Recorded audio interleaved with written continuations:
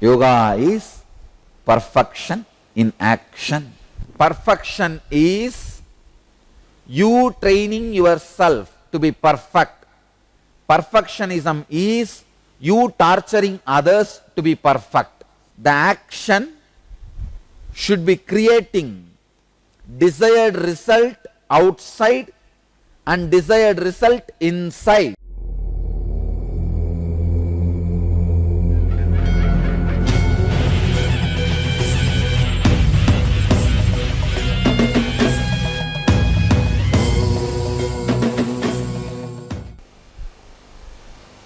In Bhagavad Gita, 2nd chapter, Sankhya Yoga, 50th verse, Buddhi yukto jahadiha upe shukruta dushkrute tasmat yogaya yujyasva yogaha karmasu kaushalam. Translation: endowed with the wisdom of evenness of mind, move away from both good and evil deeds in this life. Devote yourself to yoga. Skill in action is yoga. My own translation. Now I am sitting and doing new translation. The new translation is, in this world the one filled with knowledge relinquishes both virtuous and evil deeds. Therefore, attach yourself to application, for application is natural property of skillfulness. The key word in this verse is yogaha karmasu kaushalam. When I was spending my time as a novice brahmachari in Ramakrishna Mission, one day morning I had the darshan of Devi, something like 100 feet tall, huge form, and I literally felt that whole thing is sitting on my Sahasrara. It was an intense Bhava Samadhi. I was believing that I cannot move my body now because 100 feet tall Devi is sitting on my head. See, it's not that concept about my body has changed. The concept about my body was same, 6 feet. But the concept about the experience of Devi I was having was huge. So I was feeling that I cannot move my body now. I was just sitting. So naturally the news spread in 10 minutes. One told the other. That time, fortunately, the vice president of the Ramakrishna Mission, Swami Ranganathananda, was staying there in Mylapur Ramakrishna Math. He is a great sadhu. See, being a great sadhu is also not a joke. He's a great sadhu. Morning he will wake up, and his routine was so perfect. He lived above 90, I think 96 or something he lived. But when this incident happened, he was not that old because he passed away only 2-3 years before. Even at the age of 90, he will get up and go for his walk, go to the temple morning and sit in whatever you may call it, visualization or meditation or japa. He will sit like a statue, a powerful tapasvi. So actually I was sitting in a room which is on the way to the temple. Because he was going to the temple, one Swami who was standing outside the room told, Maharaj, Koka has gone mad. Koka was my nickname. In Bengali he said, Koka pagal hai vache. Maharaj is the word used for great sadhus, like a Bidadi or the head of the mutts. They don't use the word Bidadi, they use the word president. The revered sadhus are called as Maharaj. So that sadhu was shouting in high pitched voice, Maharaj, Koka pagal hai vache. And I could hear what he was telling. This sadhu is standing outside my room and he is shouting, Koka pahalo egache. And I was with open eyes. See, it's like a certain concept I was feeling very strongly is real. Means that huge 100 feet Devi is sitting on my Sahasrara. So I was strongly believing I can't move my body. So I was just sitting in that Bhava Samadhi. But I was not with closed eyes, or I was not unconscious towards the outer world incidents, outer world happenings. I was conscious. My eyes were also open. I wanted to tell, no, I am not Pagal. I have not become mad. But I could not tell. I was just sitting. Then that Swami, Ranganathananji, he did not enter inside the room. He just opened the door and looked in to see whether I am doing some mad things. I could not tell I am not mad. I was just sitting, and in front of me all that, the puja items, a little rice and little one coconut and turmeric, kumkum, all that is there. When they see this coconut, rice and turmeric powder, kumkum and all that, I thought, oh God, now these guys are going to cook up their own stories. Anyhow, he is a very balanced sadhu, very great sadhu. Fortunately, he is also South Indian. He is from Kerala, Malayali. So, he opened the door and looked inside and looked at the other sadhu and said, hey, what? He's not mad. He's just sitting silently, that's all. He's not doing anything, or he has not broken any things. I used to keep my room very neat and clean. There will not be much things, few things, but I will keep it very neat and clean.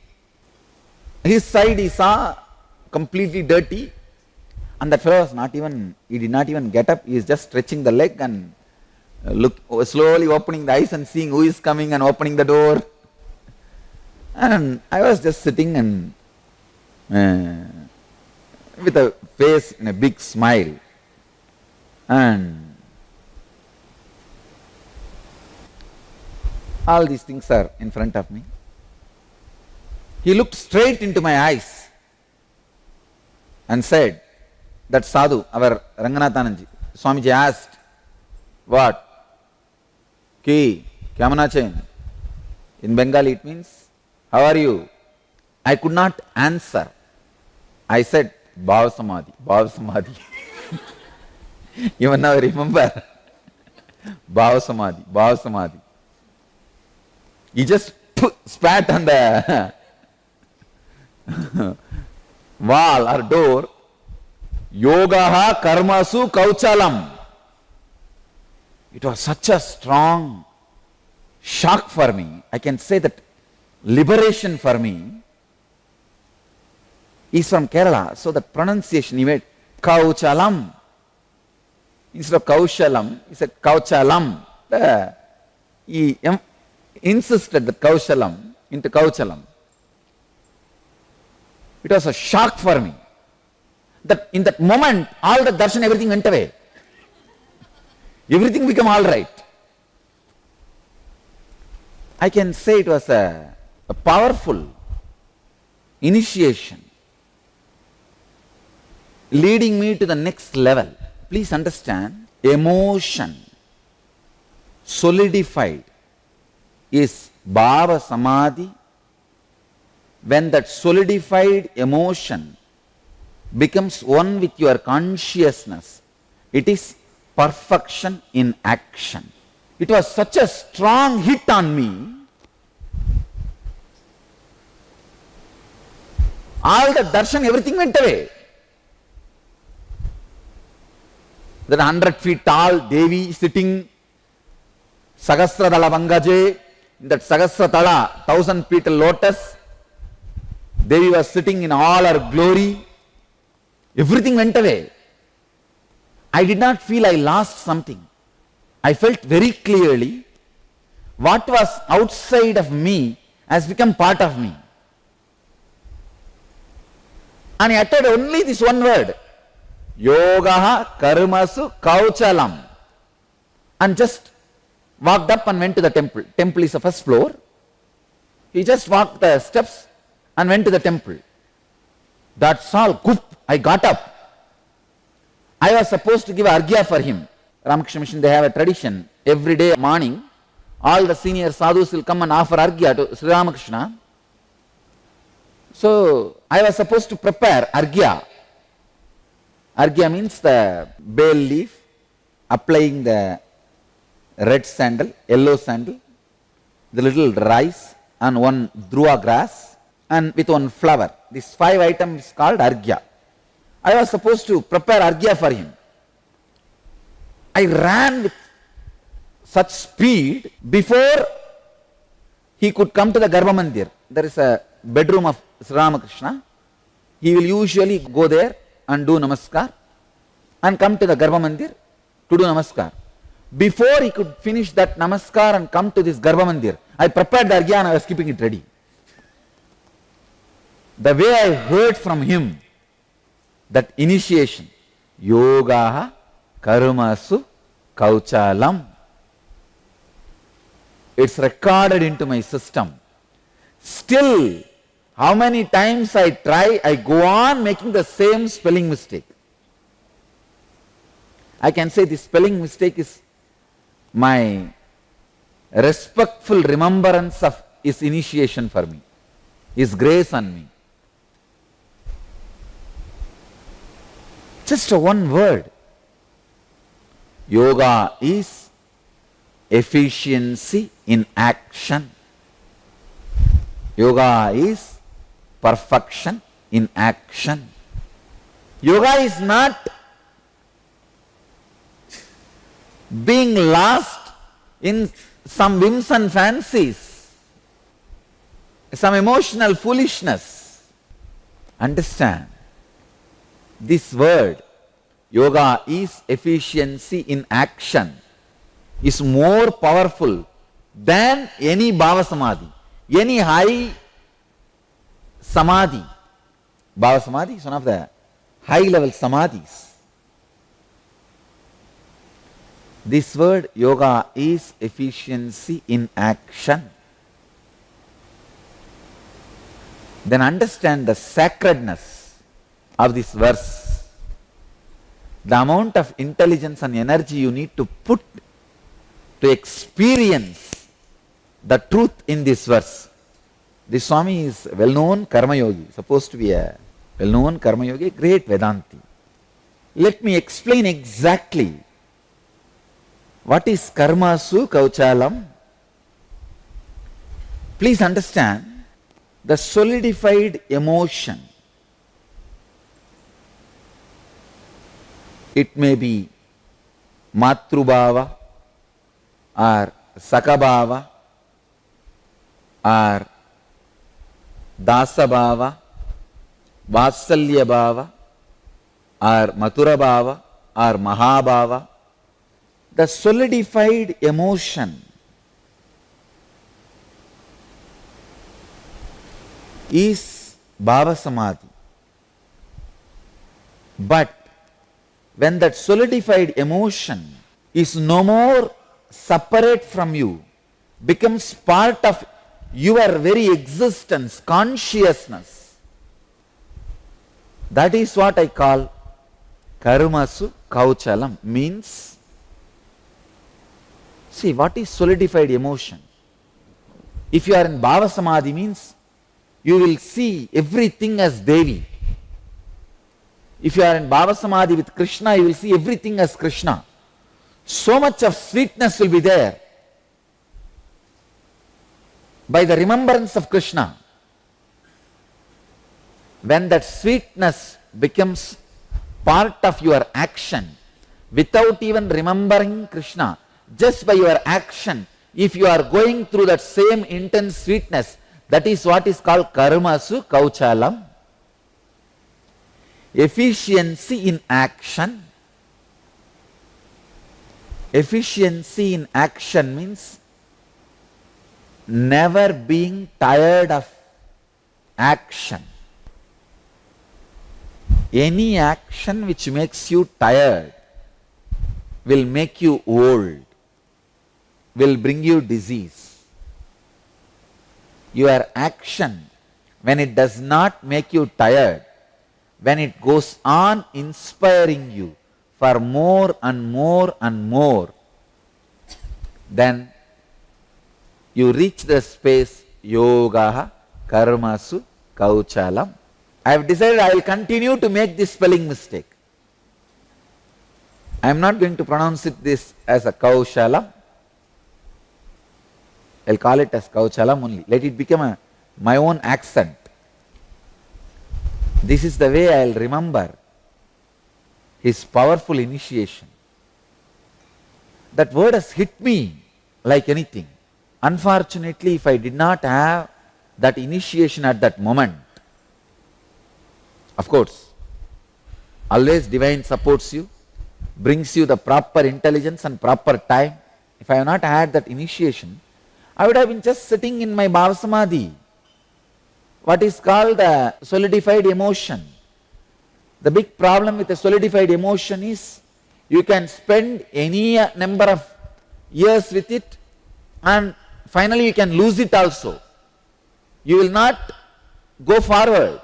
Once that yoga karmasu kauchalam, that happens, it becomes sahaja samadhi. Unless you show efficiency in action, perfection in action,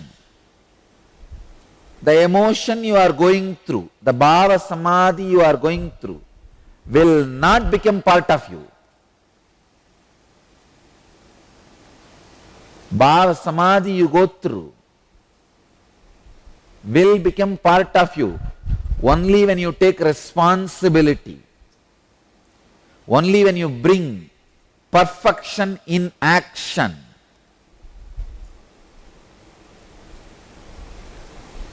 Joy in action. Early morning when you get up and do all your actions, every joint should give you the feeling that you have been soaked in honey whole night. When you are running in your day-to-day routine, every strategy planning, every thought should give you the feeling you are filled in honey.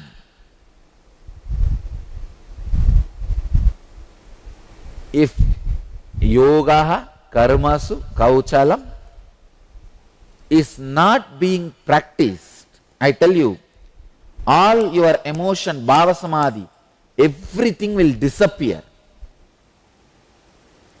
The life of your bhava samadhi is only the life of cow dung cake. Nothing more. At least cow dung will be useful as a fuel. Your bhava samadhi will not be useful for anything. Your solidified emotion should become part of your consciousness, which makes all your actions joyful, inspiring, perfect. Yoga karmasu kauchalam. What an initiation. Even now I remember. I can exactly remember that early morning, how I ran, crashing him in the steps, because that initiation was so sharp. All my bhava samadhi went away. The next thought was, hey, then how can I be expressing perfection in action now? First thing, now I have to prepare his arghya. I ran. You see, preparing an arghya is not a joke. In Ramakrishna Mission, in the fridge, they will keep the dhruva and the bay leaf. So I will have to pick up the plastic bag and remove that bay leaf and wipe it, and pick up a dhruva grass and wipe it, and there will be small two stones, the small piece of red sandal and white sandal. Both sticks will be there. I will have to I finished grinding and wiped it on the leaf and picked up few rice and put it on it and put one flower, and I was keeping ready by the time he reached the Garbha Mandir. Hardly 1/22, 2 minutes it will be.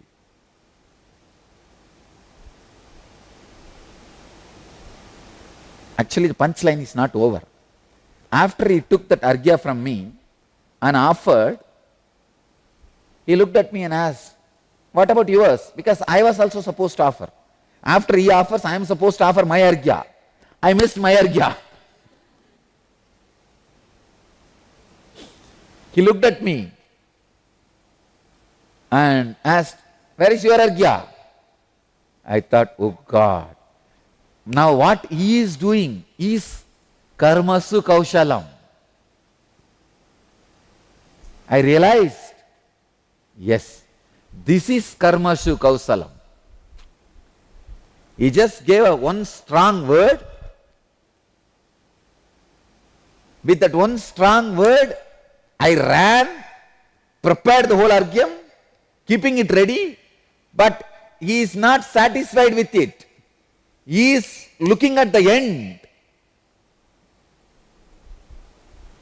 He is not going to stop with feeling, oh, within 2 minutes, this fellow ran and prepared my argya. No.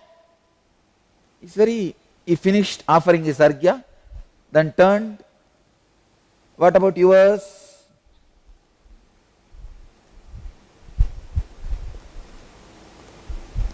Because I was about to feel, I have done now, yogaha karmasu kauchalam. Now I brought efficiency in action. I thought, he may not appreciate because he is not the guy who will appreciate. The non-appreciation, habit of non-appreciation I learned from him only. He is not the guy who will appreciate. I thought at least he will not tell anything and he will just keep quiet and walk out. That is the greatest appreciation you can get from him. If he has not found any fault and if he has not told anything and left, then you can be sure you are in yogaha karmasu kauchalam. I thought at least he will leave, keeping quiet. He looked and said, "What about yours?" I said, "Maharaj, I'll bring it, you please walk." Bhukti yukto jahatiha upe sukruta dushkrite tasmat yogaya yujyasva yogaha karmasu kaushalam.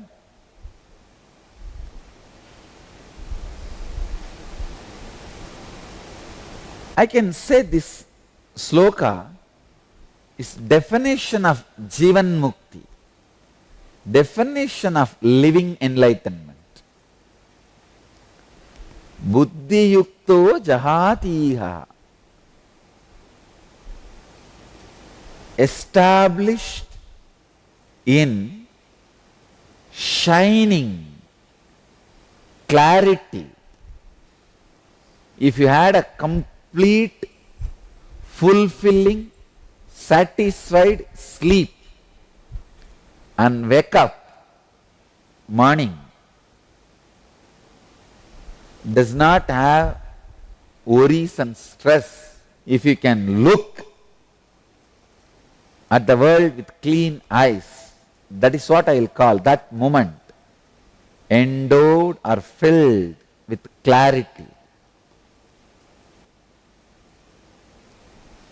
Here Bhagavan is saying, Buddhi yukto jahatiha, established in knowledge. It means the mind with which you are taking cognizance.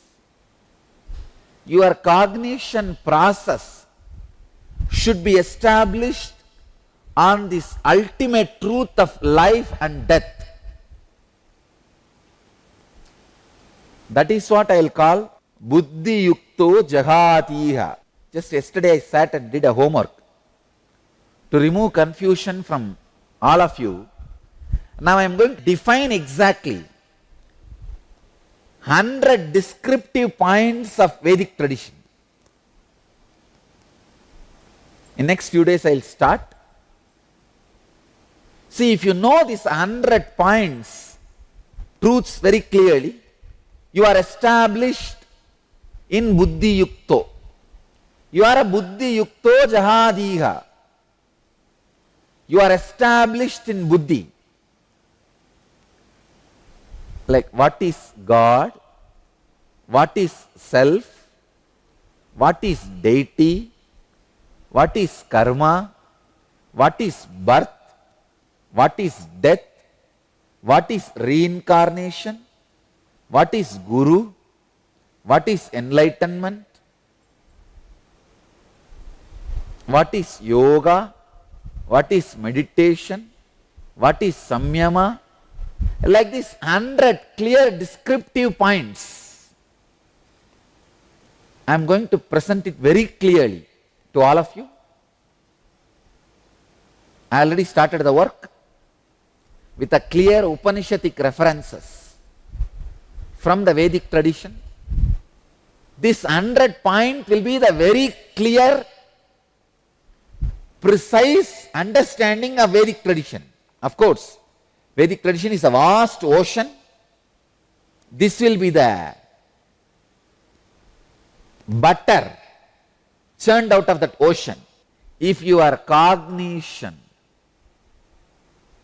is functioning from these 100 truths, if you are taking cognizance of all, when I say all, I mean all. Based on these 100 truths, you are established in buddhi yukto jahadiha. It is like a straight path to enlightenment. If you are making all your decisions based on these truths, that's all. You are living enlightenment. I am reducing enlightenment to 100 pills. Take each pill a day and put your head in the pillow. That's it. By the time you are established in these 100 truths, you are buddhi yukto. Being established in knowledge, be unclutched from virtuous or evil deeds. Put your whole energy in just application. I declare this statement. Yogaha karmasu kaushalam. As a statement for all our mission activities, service activities. This should be the vision statement. Yogaha karmasu kaushalam. When you start experiencing or working towards this great truth, yogaha karmasu kauchalam, suddenly every moment of your life will become sweet and joy. It should be. Efficiency brings so much of joy. Understand?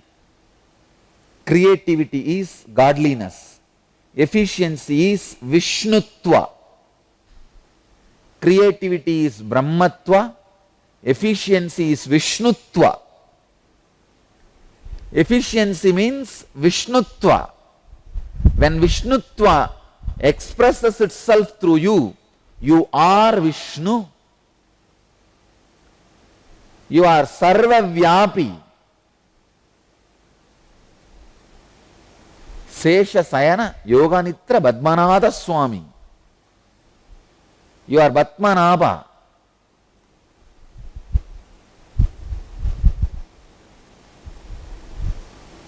Efficiency in action.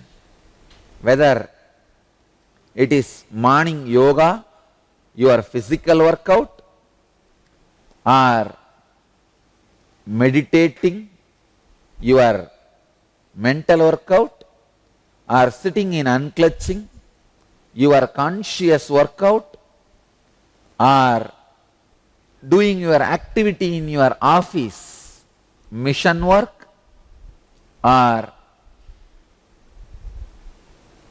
spending time with your family, enriching your relationships, whatever you may be doing, yoga is efficiency in action. Bring perfection, Bring efficiency in everything you are doing. Infuse efficiency in whatever you are doing. You are doing yoga. You are in the ultimate state. Application is natural property of skillfulness. I'll answer your questions related to this great truth. Yogaha karmasu kauchalam. Nithyanandam Swamiji, can yoga, karmasu, kaushalam be practiced or does it happen on its own? It has to be practiced, and then the ultimate efficiency, perfection happens. Don't be waiting for it to happen. It has to be practiced. Next question. Swamiji, can you please explain what you mean by efficiency? Efficiency means efficiency. Efficiency means the action should have its effect on outer world and the inner world. It should be like a double-edged sword. The action should be creating desired result outside and desired result inside. That is what I mean by the word efficiency. If I have to give an example, morning you get up and do yoga. The action of doing yoga should create the desired result in the outer world, means the body becoming healthy. And same way it should create the desired result in the inner world, creating a positive pattern or a positive mental setup, which is purpose of yoga. Same way, if you are creating a relationship, it should create the friendly relationship and it should bring the happiness and fulfillment which you are supposed to have in your inner space through that relationship. So efficiency means the effect of action in the outer world and in the inner world. Unfortunately, whole humanity is established in laziness. Now I am telling you the truth. By sitting in satsang, two things need to be achieved. One, you need to sit in such a comfortable position in the outer world. Another, you are supposed to be in a state which nowhere nobody disturbs. No words are touching you. Nothing touches you. You are beautifully in that peaceful awareness. What you call as your own Sahaja Samadhi. Being established in laziness. Break from that in every action. That is what I call efficiency. About this laziness, a small story. One morning, a mother was trying to wake up her son. Wake up now, it is time to go to school. The son replied, I don't want to go to school. His mother asked, give me 2 reasons. Why you don't want to go to school? Okay, he said, 1, all the children hate me. 2, all the teachers hate me.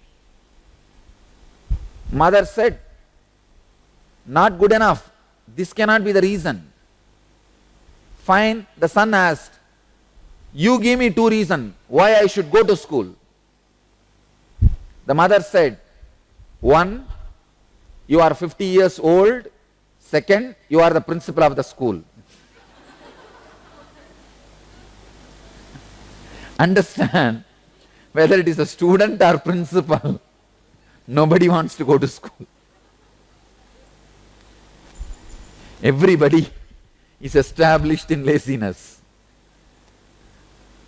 Break free from the laziness. I can give you one more example. Whole day you would have been working. Night around 11 o'clock, last 1 hour work is remaining. You pamper yourself saying, oh, too much, I had a long day, tomorrow I will work. And that laziness will cover your body like a blanket. And you will slowly feel cozy with that laziness. And your stamina, mental stamina will let go. And you are out. Break that cold, cozy blanket, laziness, at that moment. Just get up, run to the bathroom, stand under the cold shower, come back and complete that work next 1 hour. And then rest. This is what I call efficiency. Breaking the blanket of laziness whenever it surrounds you, whenever you pamper yourself, whenever you think you have done too much, breaking the laziness blanket which is covering you slowly is efficiency. Next question. Isn't perfection measured by the result of the action? Doesn't that make us focus on the result? Perfection is not measured by the result of the action. It measured by the way you are acting. The quality of the action, not the quantity of the action. Not the quantity which happens because of your action, but the quality of your action. Only when the quality is not there, you will have time to measure the quantity of the action. So perfection is not measured by the result of the action. It is measured by the quality of the action. But I tell you, when the quality is there, the quantity also will follow, even though you don't bother about it. It's like you walk without bothering about the shadow, but the shadow follows you. Same way, in the quality, in the kaushalam, in the efficiency, you walk and it follows. The quantity also follows you. Next. Nithyanandam Swamiji, you had said that the ultimate happens when you move away from good as well as bad deeds. But isn't efficiency a good deed? Efficiency is not good deed. Efficiency is a good mental setup. It is not a good deed. It is a good mental pattern. Efficiency is not good deed. Efficiency is good pattern. So don't worry about it. Move to the good pattern. When I say good pattern, I can say beyond the good and bad actions. Next. Pranam Swamiji, can you explain the difference between perfection and perfectionism?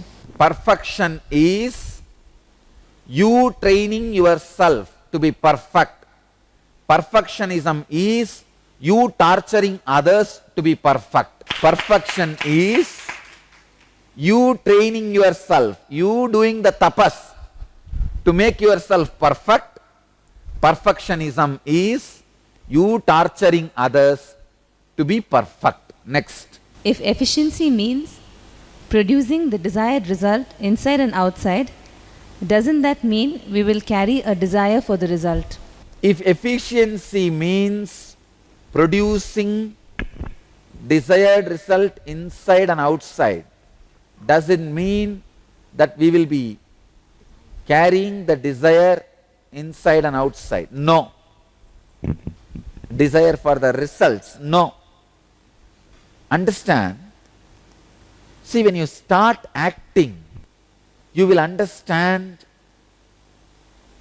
how the very concept of desire, your very fear that you may not be able to drop desire will disappear. I have seen people in the initial level, people who have been growing with deities by worship, by everyday puja, many of them will be afraid to come to the meditation because they will feel, oh, I may drop this worship, then what will happen? I will not feel this strong connection with the divine, but you don't understand. Start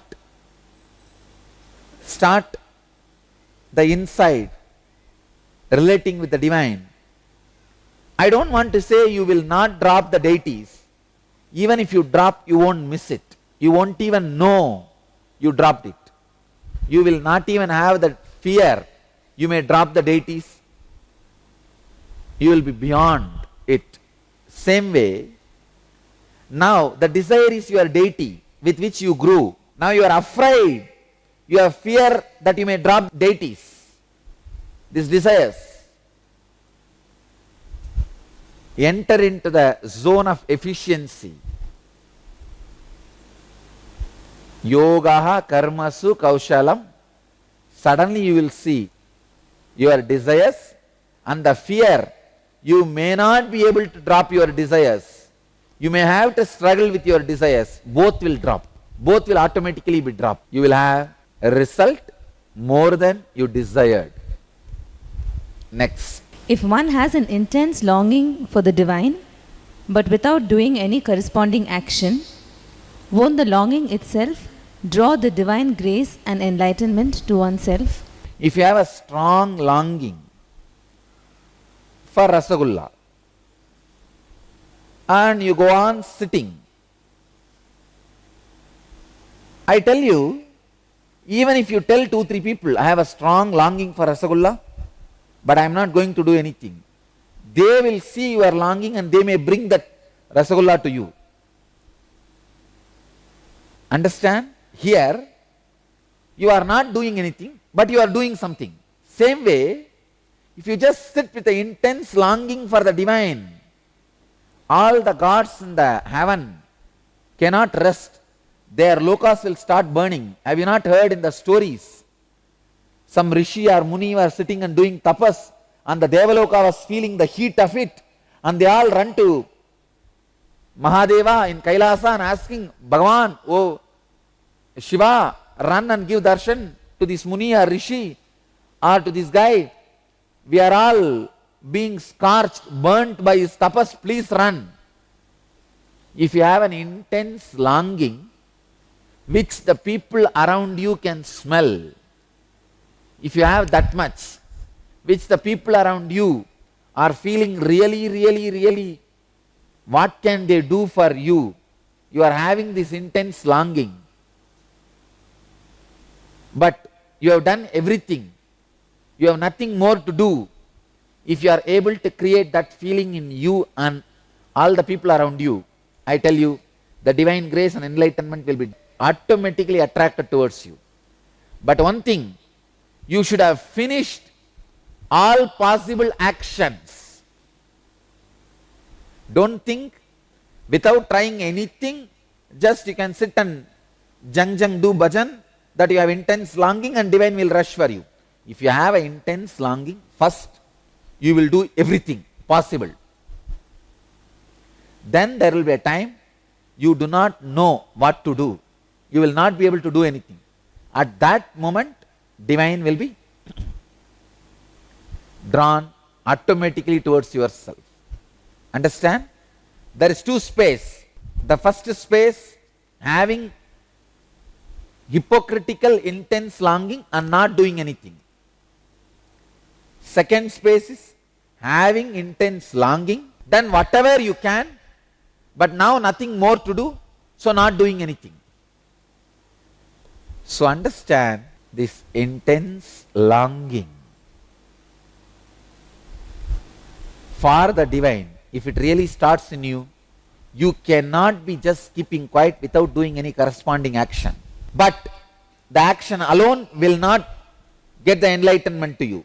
At one spot, at one time, at one moment, all your actions will feel like fruitless, where you will feel you are not able to do anything. You have become a pure longing without any action. At that moment, enlightenment will be attracted towards you. So understand, tamas, rajas, sattva. Tamas means having a pseudo longing and not doing anything. Never expect divine will be attracted towards you at that time. No. Nothing will happen. Second, rajas, having longing and working. Third, sattva, having pure longing, but have not left anything undone, not left a single stone unturned, did everything, and now only pure longing is there. At that moment, enlightenment will be drawn towards yourself. You will achieve the divine grace. Next. How can one make effort in an effortless way? You don't need to do it in effortless way. Do effort. I am very clear. Let the effortless way happen in you. First do upasana. Then let the vipassana happen in you. Upasana means the worship, action-based process. Vipassana means inaction-based, effortless awareness. Let you start with upasana, then vipassana will happen. Don't think straight away vipassana will land on your head. No. If you are straight away sitting for vipassana, you may be learning to sleep by sitting. Dear Swamiji, even with effort, even the simple desires of my life are not being fulfilled. I feel I am missing some point which you are making. I feel you are missing all points which I am making. Not some points. Even if you catch one point, you will not have this problem. And you really need to know in which direction you need to evolve your effort, align your efforts. You need a serious, thorough overoiling and overhauling. The very way you are putting your efforts need to be overhauled. That is the only way I feel you can get out of this suffering, mental setup, feeling of deep unfulfillment. Dear Swamiji, what practices must I do to come out of my loose ways? Dear devotees from all over the world, the one and only way, the one and only practice you must do to come out of all the loose ways is yoga karmasu kaushalam. Bring efficiency in every action